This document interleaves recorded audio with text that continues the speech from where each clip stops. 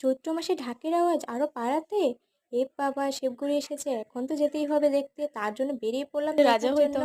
আর ভাই এটা কত হইতো। এক্সাইটেড দেখো, ছোট থাকতে কতই না মজা করতাম এই ঢাকের আওয়াজ পেলে। আর তোমাদেরও কার কার পছন্দ কমেন্ট করো কিন্তু।